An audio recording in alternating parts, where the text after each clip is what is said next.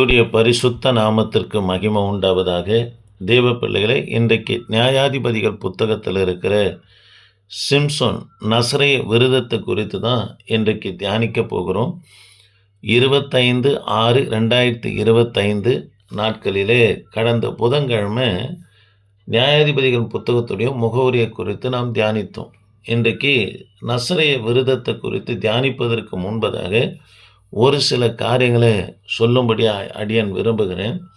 நியாயாதிபதிகளின் புத்தகம், அதாவது நியாயாதிபதியுடைய நாட்கள் 350 வருஷங்கள், அதாவது உள் அடக்கியதாக இருந்தது. தேவ பிள்ளைகளே, இதை வேத வல்லுநர்கள் இரண்ட காலம் என்று சொல்கிறாங்க. அதை குறித்து நாம் தியானிக்கலாம். தேவ பிள்ளைகளே, யோசுவா மரித்த பிற்பாடு இஸ்ரவேலில் சிறந்த தலைமை உருவாகலை. மோசேவுக்கு பிற்பாடு யோசுவா உருவானது போல சிறந்த தலைவர்கள் யோசுவாவுக்கு பிற்பாடு உருவாகாத பட்சத்தில் இஸ்ரவேலுக்குள்ள பாவம் அடிமைத்தனம் வந்ததுனால இரண்ட காலமாக வேத வல்லுநர் கருதுகிறார்கள். தேவ பிள்ளைகளே, இது இரண்ட காலம் என்று சொல்வதற்கு காரணம் என்னன்னா, தேவன் பேசலை, தேவன் பேசுவதை நிறுத்தி கொண்டார். காரணம், கர்த்தருடைய வார்த்தை இவங்க இஸ்ரவேல் ஜனங்க கேட்கலை. தேவ பிள்ளைகளே, வேத வசனம் சொல்லுகிறது, அவருடைய வசனம் நம்முடைய கால்களுக்கு தீபமும் நம்முடைய பாதைக்கு வெளிச்சமாக இருக்கிறது என்று சொல்கிறார். கர்த்தர் ஊழியக்கார் மூலியமாகவும் சரி, வேத வசனத்தின் வாயிலாகவும் சரி, தரிசனத்தின் வாயிலாகவும் நம்முடைய பாவங்களையோ அல்லது தரிசனத்தை நமக்கு எச்சரிப்பு கொடுப்பார். ஆனால் அது நம்முடைய கால்களுக்கு தீபமும் நம்முடைய பாதைக்கு வெளிச்சமாக இருக்கிறது என்று சொல்லி உணர்ந்து எதை விட சொல்கிறார், அதை விட்டு கர்த்தருடைய வழியில் நடக்கிற பிள்ளைகளாக காணப்பட வேண்டும். இங்கே இஸ்ரவேல் ஜனங்களிடத்தில் கர்த்தர் பேசுகிறாரு. அவங்க பேசுகிறது, கர்த்தர் பேசுகிறதுக்கு செவி சாய்க்காத பட்சத்தில், கேட்காத பட்சத்தில் கர்த்தர் இஸ்ரவேல் மேலே மனஸ்தாபப்பட்டு பேசுகிறத கொஞ்சம் கொஞ்சமாக நம்ம நிறுத்தி கொள்ளுகிறது நியாயாதிபதிகள் புத்தகத்தில் நம்ம பார்க்குறோம். எப்படி மல்கியாவில் இருந்து மத்தேயு வரைக்கும் 400 வருஷம் இரண்ட காலம் என்று சொல்லப்படுகிறதோ, மல்கியாவுக்கு பிற்பாடு கர்த்தர் எந்த தீர்க்கதரிசியும் எழுப்பலை, அதனால் அது இருண்ட காலம் என்று சொல்லப்படுகிறது. அதே போல தான் நியாயாதிபதிகளின் காலமும் இரண்ட காலம் என்று வேத வல்லுநர்கள் சொல்லுகிறதே இந்த இடத்துல பார்க்கிறோம். தேவ பிள்ளைகளே, பாவம் என்றால் செய்ய வேண்டியதை செய்யாமல் இருப்பது பாவம், செய்யக்கூடாததை செய்வது தான் பாவம் என்று சொல்லி வேதத்தில் வாசிக்கிறோம். தேவ பிள்ளைகளே, நசரேய விரதத்தை குறித்து பார்ப்பதற்கு முன்பதாக ஒரு சில காரியங்களை உங்கள் மத்தியில் அடியேன் பேசி கொண்டு வருகிறேன். கவனமாக கேளுங்க. கர்த்தர் உங்களை ஆஸ்வதிப்பார். நியாயாதிபதிகளின் புத்தகம் 17:6, 18:1, 19:1, 21:25 ஆகிய இந்த 4 வசனங்களை நான் வாசித்து பார்ப்போம்னா, இஸ்ரவேலிலே ராஜா இல்லை என்று சொல்லி 4 முறை வருகிறதை பார்க்க முடியும். எறும்புகளுக்கு ராஜா இல்லை, காலத்தை அறிந்து செயல்படுகிறது என்று சொல்லி சோம்பேறிக்கு ஒரு பாடத்தை கர்த்தர் நீதிமொழிகள் புத்தகத்தில் சொல்லி கொடுக்கறத பார்க்குறோம். சோம்பேறியே, நீ எறும்பினிடத்தில் போய் அதன் வழியை கற்றுக்கொள். அதுக்கு ராஜாவும் பிரபுக்களும் இல்லாத பட்சத்தில் கோடைக்காலம் என்ன, மழைக்காலம் என்ன என்று அறிந்து தனக்கு வேண்டிய ஆகாரத்தை சேர்த்து கொள்ளுகிறது என்று சொல்லுகிறார். அதே புதிய ஏற்பாட்டின் நாட்களில் சீஷர்களுக்கு காகத்தை பற்றி சொல்லுகிறார். தேவ பிள்ளைகளே, மற்ற பறவைகள், புறாவோ அல்லது வேறு எந்த பறவையாக இருந்தாலும் நம் பக்கம் வருமா, அதை தொட்டு பார்க்கலாமா என்ற ஒரு ஆசை இருக்கும். ஆனால் காகம் வந்தால் உடனே துரத்திடுவோம்.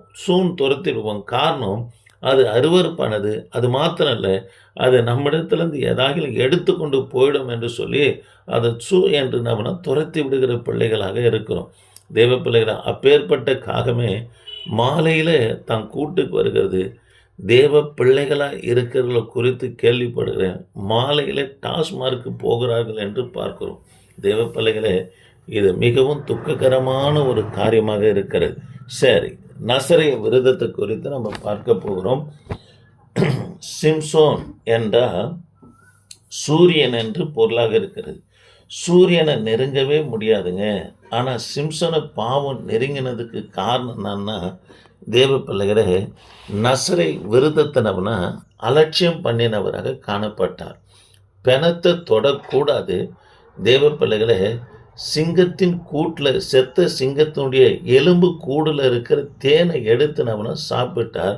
சாப்பிட்டது மாத்திரமல்ல, அது குறித்து ஒரு விடுகதையும் சிம்சன் சொல்லுகிறதே நியாயாதிபதிகளின் புத்தகம் 14ஆம் அதிகாரம் 14ஆம் வசனத்தில் வாசிக்கிறோம். அப்போது அவன் பட்சிக்கின்றவன் இடத்திலிருந்து பச்சனமும் பலவான் இடத்திலிருந்து மதுரமும் வந்தது என்று சிங்கத்தை குறித்து, அந்த தேனை குறித்து ஒரு விடுகதையை அந்த இடத்துல சொல்லுகிறத பார்க்கிறோம். தேவ பிள்ளைகளே, ஒரு நசரேய விரதம் பெற்றவன் எத்தனை நாள்னாலும் 3 வருஷம் கூட இருக்கலாம், அல்லது வாழ்நாள் முழுவதும் இருக்கலாம். நசரேய விரதம் ஒரு குறிப்பிட்ட நாள் வரைக்கும் இருக்கலாம், அல்லது வாழ்நாள் முழுவதும் கூட இருக்கலாம். அவர்களுடைய அர்ப்பணிப்பை பொறுத்து இருக்கிறது. நசரேய விரதம் என்று சொன்னால் உலக சந்தோஷத்தை வெறுத்து தேவனுடைய காரியங்களை சந்தோஷமாக செய்கிறது தான் நசரேய விரதம். இங்கே பிணத்தை தொடக்கூடாது. இவர் தான் அந்த சிங்கத்தை அடித்தார். அது சில நாட்களுக்கு பிற்பாடு அந்த வழியாக வரும்போது அதன் எலும்பு கூட்டில் இருக்கிற தேனை எடுத்து சாப்பிட்றாரு. தேவ பிள்ளைகளே, அப்போது நம்மனா பிணத்தை தொடக்கூடாதா? தேவ பிள்ளைகளே, புதிய ஏற்பாட்டின் நாட்களில் தொடுகிறது பாவம் அல்ல. தேவ பிள்ளைகளே, வேதம் என்ன சொல்லுங்கன்னா, எபேசருக்கு எழுதின நிருபம் 5ஆம் அதிகாரத்தில் மரித்தோரை விட்டு எழுந்து அப்போது கிறிஸ்து உன்னை பிரகாசிக்க பண்ணுவார் என்று சொல்லப்படுகிறது.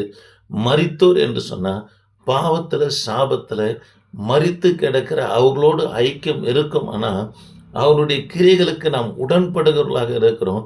அவர்களை விட்டு எழுந்த பிற்பாடு தான் கர்த்தர் நம்மை பிரகாசிக்க பண்ணுவாருங்க. தேவ பிள்ளைகளே, நானும் ஒரு இடத்துல ஐக்கியமாக இருந்தேன். பல காரியங்களை பார்த்தேன். ஒன்றிலும் உண்மை இல்லை. விபச்சாரம் தலைவிரித்து ஆடுகிறது. அவங்கள விட்டு பிரிந்து வந்தேன்.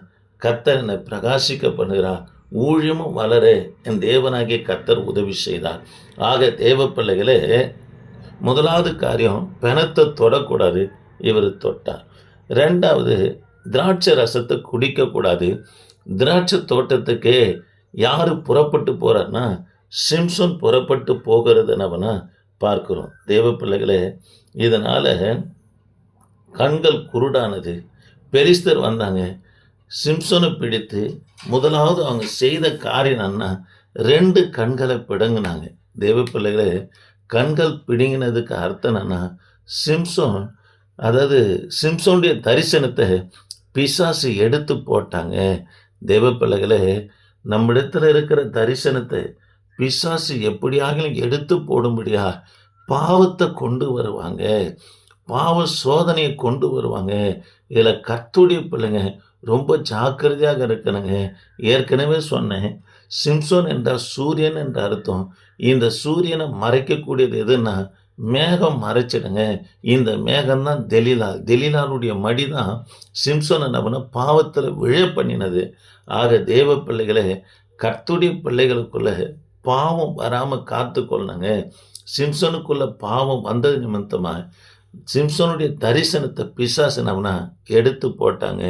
இந்த வார்த்தையை கேட்கிற எனக்கு அன்பான தேவ பிள்ளையே, உன்னை குறித்து கர்த்தர் பெரிய காரியங்களை செய்யும்படியாக விரும்புகிறார். என் ஊழியம் இது போதும். ஊழியம் வளர்ந்த பிற்பாடு பாவமும் நம்மளை சூழ்ந்து காணப்படும். இதை நீங்கள் தள்ளி விட்டு ஓடி கர்த்தருக்காக வைராக்கியமாக பக்தியோடு பரிசுத்தத்தோடு காணப்படுவீர்களா, இதிலும் பெரிய காரியத்தை செய்து கர்த்தர் உங்கள் மூலிமா தமது நாமத்தை மகிமைப்படுத்தி கொள்வாருங்க. 2வது காரியம், கைகள் கட்டப்பட்டதுங்க. சிம்சோனுடைய சுதந்திரத்தை இழந்தாருங்க. கைகள், தேவ பிள்ளைகளே, இதே கைகளில் தான் அவர் எதை எடுத்துக்கொண்டு போகிறார்னா முதல் சுவரியை தூக்கி கொண்டு போனார் என்று சொல்லி பார்க்குறோம். ஆனால் இப்போது கைகள் கட்டப்படுகிறது. சுதந்திரத்தை நம்மனா இழந்தார். இஸ்ரவேல் ஜனங்களை பார்த்து கர்த்தர் சொல்கிறாரு, நீ என் சுதந்திரவாளி என்று சொல்கிறாருங்க. தேவனிடத்தில் இருக்கிற எல்லா ஆசீர்வாதமும் நமக்குரிதாக இருக்கிறது. அவரை விசுவாசிக்க அவர்களிலும் பெரிய காரியங்களை செய்வார்கள் என்று கர்த்தராகிய இயேசு கிறிஸ்து சொல்கிறாரு. ஆனால் இங்கே சிம்சோன் தன் சுதந்திரத்தை பாவத்தின் நிமித்தமானவனா இழந்தான். அதுதான் கைகள் கட்டப்பட்டது. 3வதாக தேவ பிள்ளைகளே, மாவு அரைக்கிறாருங்க. மாவு அரைக்கிறதனுடைய பொருள் என்னன்னா ஊழியத்தை இழந்தாருங்க.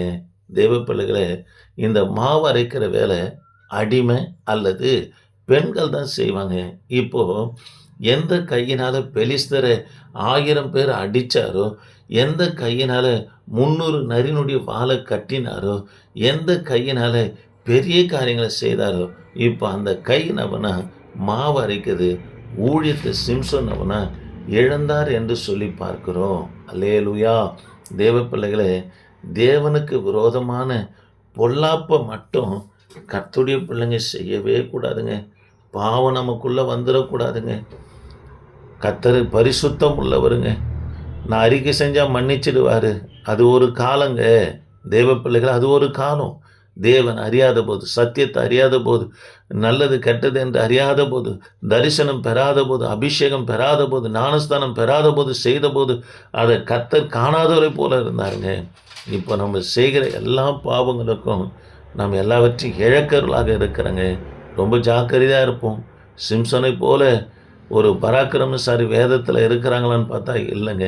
அப்பேற்பட்ட ஒரு மனுஷன் பாவத்தில் போனது நிமித்தமாக தேவ பிள்ளைகளே, தரிசனத்தை பிசாசு எடுத்து போட்டான், சுதந்திரத்தை எடுத்து போட்டான், பிற்பாடு ஊழியத்தையும் எடுத்து போட்டான். ஒன்றும் இல்லாமல் ஆனாருங்க. ரொம்ப ஜாக்கிரதையாக இருப்போம். ஊழியம் வளர வளர, விசுவாசத்தில் வளர வளர, பாவமும் நம்மளை சூழும். அதை தள்ளும்போது கர்த்தர் இதிலும் பெரிய காரியத்தை செய்து நம்மளை உயர்த்துகிற தேவனாக இருக்கிறார். ஜெபிப்போம். கிருபையின் தேவனே, நாங்கள் உம்மை துதிக்கிறோம். கொஞ்ச நேரம் உம்முடைய வார்த்தைகளை பார்த்தேன்யா. யூடியூப்பில் கேட்குற பிள்ளைகளை கர்த்தர் நீங்கள் ஆசீர்வதிங்க. தொடர்ந்து உமது பிரசன்னம் இருக்கட்டும். இயேசு நாமத்தில் ஜெபிக்க நல்ல பிதாவே. ஆமென். Praise the Lord.